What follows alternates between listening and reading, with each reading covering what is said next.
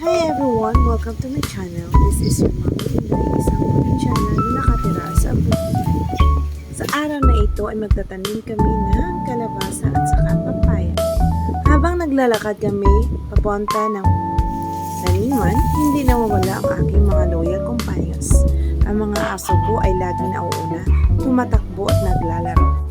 They make every farm day more fun and full of life. Planting reminds me that good things take time. Just like our dreams, hindi sila agad namumunga. Kailangan ng sipag, tiyaga at tamang pag-aalaga. Pero pag nakikita mong unti-unting nabubuhay ang iyong mga tanim, lahat ng pagod ay napapalitan ng saya. Life in the countryside teaches us to slow down. Hindi kailangan lagi nagmamadali.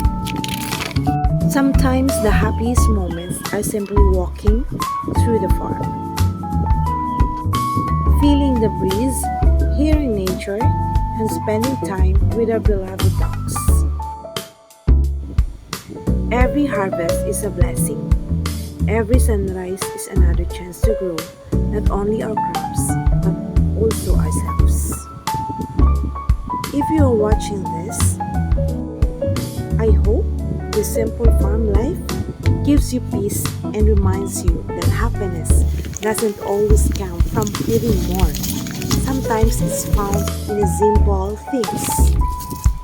A small farm, healthy plants, faithful dogs, and a grateful heart. May mga pagsubok man, huwag nating kalimutan na bawat araw ay may bagong pag-asa.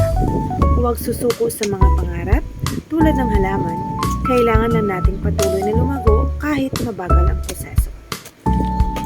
So today, choose gratitude, choose kindness, choose the beauty in simple things. Because a peaceful heart, a thankful mind, and a life connected to nature are some of the greatest blessings we can have. Thank you for joining me today in the Simple Farm Journey. Sana ang araw na ito bigay sa inyo ng peace, inspiration, at positive energy. Don't forget to like and subscribe. See you again here on the farm.